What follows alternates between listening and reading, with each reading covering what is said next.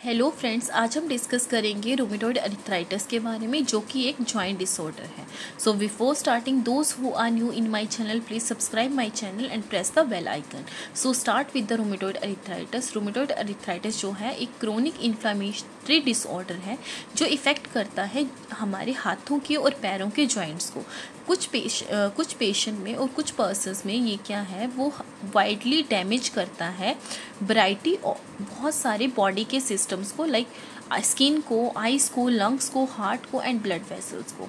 जो rheumatoid arthritis है वो एक ऑटो इम्यून डिसऑर्डर है और ये तब अकर होता है जब हमारी बॉडी का इम्यून सिस्टम जो है वो गलती से अपने ही बॉडी के टिश्यूज़ को खाना शुरू कर देता है, अटैक करना शुरू कर देता है। रूमेटॉइड अर्थराइटिस जो है वो इफ़ेक्ट करता है जो जॉइंट्स की लाइनिंग होती है उसको, जिसकी वजह से पेनफुल स्वेलिंग होती है, जो इवेंचुअली रिजल्ट होती है, जिसकी वजह से इवेंचुअली क्या रिजल्ट आता है, बोन का इरोजन होना शुरू हो जाता है और जॉइंट की डिफॉर्मिटीज़ होना शुरू हो जाती है। बोन इरोजन मीन्स बोन में बोन जो है वो भुरना शुरू हो जाती है, ब्रिटल होना शुरू हो जाती है। अब आते हैं इसकी कॉजेज़, किस वजह से रूमेटॉइड अर्थराइटिस हो सकता है। जो रूमेटॉइड अर्थराइटिस है वो एक ऑटो इम्यून डिसीज़ है। इसमें क्या होता है, नॉर्मली जो हमारी बॉडी है वो हेल्प करती है, प्रोटेक्ट करती है किसी भी बॉडी का इम्यून सिस्टम जो है वो प्रोटेक्ट करता है किसी भी बॉडी में कोई भी इन्फेक्शन और डिसीज़ के आने से उसको प्रिवेंट करता है। ठीक है। अब रूमेटॉइड अर्थराइटिस में क्या होता है, वो इम्यून सिस्टम जो है वो अटैक करता है बॉडी के अपने ही हेल्दी टिश्यूज़ को, अटैक करना शुरू कर देता है। जो जॉइंट्स के हेल्दी टिश्यूज़ है उनको वो अटैक करना शुरू करेगा और ये एक मेडिकल प्रॉब्लम है जो इफ़ेक्ट करती है हार्ट को, लंग को, नर्व्स को और आइज़ को और स्किन को। ठीक है, जो इसका मेन कॉज है रूमेटॉइड अर्थराइटिस। ये जो है वो इट ऑल्सो कॉज जो जेनेटिक एंड इन्वायरमेंटल फैक्टर, जैसे कि स्मोकिंग, अगर कोई पेशेंट स्मोकिंग करता है और उसका डाइटरी पैटर्न प्रॉपर नहीं है तो ये कंडीशन कॉज होती है। एज में, सेक्स में वुमेंस को ये ज़्यादा होती है। वेट, किसी पेशेंट का वेट ज़्यादा है तो भी उसको ज़्यादा ये कंडीशन होने के चांसेस रहेंगे। अब रिस्क फैक्टर में सेक्स में वुमेन को ज़्यादा होगी। एज में, रूमेटॉइड एज में जो मिडिल एज वाले पीपल जो हैं वो उनको ये ज़्यादा होने के चांसेस रहते हैं। फैमिली हिस्ट्री में किसी को पीछे पास्ट हिस्ट्री में किसी उनको ग्रैंड पेरेंट्स को, मदर फादर को हुई हो कंडीशन तो उसको ज़्यादा होने के चांसेस रहते हैं। स्मोकिंग में, सिगरेट स्मोकिंग अगर कोई पेशेंट कर रहा है तो उसको भी ज़्यादा चांसेस रहेंगे। एक्सेसिव वेट है पेशेंट का तब उसको भी ज़्यादा होने के चांसेस रहते हैं। सिम्टम में टेंडरनेस होगी, वार्म और स्वेलन इन्फ्लामेशन होगी वहाँ पे। ठीक है, जो स्किन है वो गर्म फील होगी और हार्डनेस फील होगी, वहाँ पे स्टिफनेस फील होगी। अब जॉइंट की स्टिफनेस जो है वो मॉर्निंग के टाइम पे ज़्यादा रहेगी और आफ्टर इनएक्टिविटी, जब पेशेंट कोई एक्टिविटी परफॉर्म नहीं कर रहा है उस टाइम पे पेशेंट को थकावट रहेगी, बुखार रहेगा, लॉस ऑफ एपेटाइट, उसको भूख नहीं लगेगी। और एज द डिसीज़ प्रोग्रेस, जब डिसीज़ बढ़ता जाएगा तो सिम्टम जो हैं वो रिस्ट में, नी में, एंकल्स में, एल्बो में, हिप में और शोल्डर में स्प्रेड होते चले जाएंगे। और सम केसेस में जो सिम्टम्स हैं वो सेम जॉइंट में और both side of your body जो है वो अकर हो जाएंगे।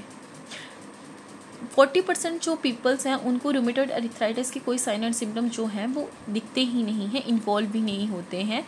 और ये कौन कौन से ये एरियाज़ में होते हैं, स्किन में, आइज़ में, लंग्स में, हार्ट में, किडनी में, सलाइवरी ग्लैंड्स में, नर्व टिश्यूज़ में, बोन मैरोज में एंड बोन वेसल्स में। अब डायग्नोस्टिक इवेल्युएशन में पेशेंट को सबसे पहले rheumatoid arthritis can be difficult to diagnose, it is in early stage. जो रूमेटॉइड अर्थराइटिस है वो बहुत डिफ़िकल्ट होता है जब हम अर्ली स्टेज में इसका डायग्नोज करते हैं, बट इसके कोई ब्लड टेस्ट जो है स्पेसिफिक नहीं है जिससे कंफर्मेशन हो सके कि पेशेंट को रूमेटॉइड अर्थराइटिस है।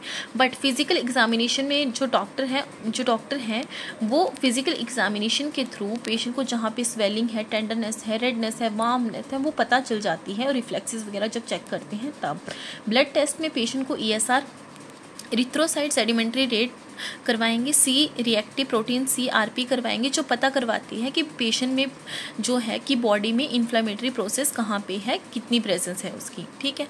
इमेजिंग टेस्ट में एक्सरे करते हैं। एक्सरे में रूमेटॉइड अर्थराइटिस में कोई भी जॉइंट पे प्रोग्रेशन हो रही है वो आइडेंटिफाई होगी और MRI और अल्ट्रासाउंड टेस्ट से हम जज कर सकते हैं कि डिसीज़ की कितनी सवियरिटी है। अब आता है मेडिकल ट्रीटमेंट में नसीड्स देंगे। नसीड्स में हम पेशेंट को non steroid anti inflammatory drugs देंगे जिसमें आता है हमारा नेप्रोक्सिन सोडियम आता है, एडविल आता है, मोट्रिन आईबी और अदर्स ड्रग्स आते हैं। अगर जो निसेट्स हैं उनका प्रॉपर यूज़ नहीं करें और एक्सेसिबली उसको यूज़ करें तो उसके साइड इफ़ेक्ट में पेशेंट को स्टमक इरिटेशन हो सकती है, हार्ट प्रॉब्लम हो सकती है और किडनी डैमेज हो सकता है। स्टीरॉयड्स में हम पेशेंट को कॉर्टिकोस्टेरॉइड मेडिकेशन देंगे, लाइक प्रेडनिसोलोन देंगे, जो इन्फ्लामेशन को कम करेगी, पेन को कम करेगी और जॉइंट के डैमेज को भी कम करेगी। साइड इफ़ेक्ट में इसमें आता है बोन की थिनिंग होना शुरू हो जाती है, पेशेंट का वेट गेन होना शुरू हो जाता है और डायबिटीज़ हो सकती है। कन्वेंशनल डमार्ट्स में आता है दीज ड्रग जो क्या करते हैं, ये रूमेटॉइड अरिथ्राइटिस की प्रोग्रेशन को स्लो कर देते हैं और other tissue that permanent damage, और उनको हेल्प करते हैं जो टिश्यूज़ बिल्कुल डैमेज हो गए होते हैं उनको। अब आता है सर्जिकल मैनेजमेंट में हम साइनोवेक्टमी करते हैं, जो सर्जरी जो surgery to remove the inflamed lining of the joint, जो इन्फ्लेम्ड लाइनिंग होती है, जो साइनोवियम होता है, उसको रिमूव करने में हेल्प करती है, जिसकी वजह से पेन कम होगा पेशेंट में और जॉइंट की फ्लेक्सिबिलिटी जो है वो अच्छी हो जाएगी, इम्प्रूव हो जाएगी।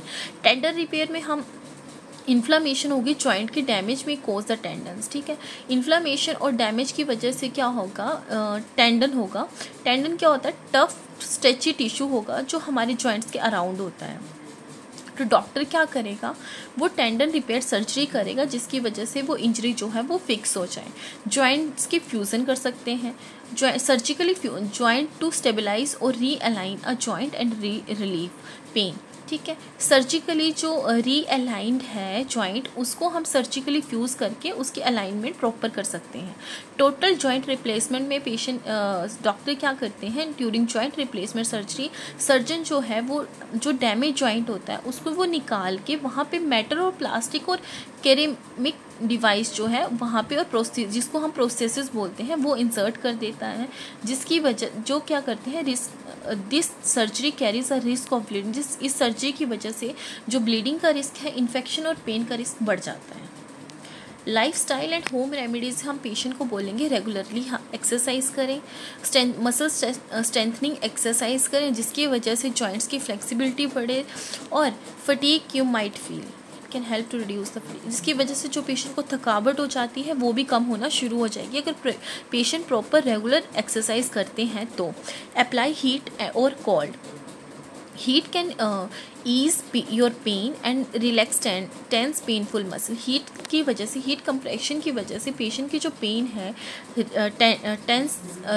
टेंस जो है, पेनफुल मसल जो हैं वो कम हो जाएगी। हीट जो है, कंप्रेशन जो है वो उसको कम कर देंगे, और कोल्ड जो करेंगे वो सेंसेशन को डल कर देंगे, कम कर देंगे, जिसकी वजह से जो नमनेस है, कोल्ड जो है वो कॉज करता है नमनिंग इफेक्ट, जिसकी वजह से स्वेलिंग जो है वो कम हो जाएगी। रिलैक्स करेंगे, डीप ब्रीदिंग, रिलैक्सिंग के लिए हम deep breathing and muscle relaxing can all be use to control pain, ठीक।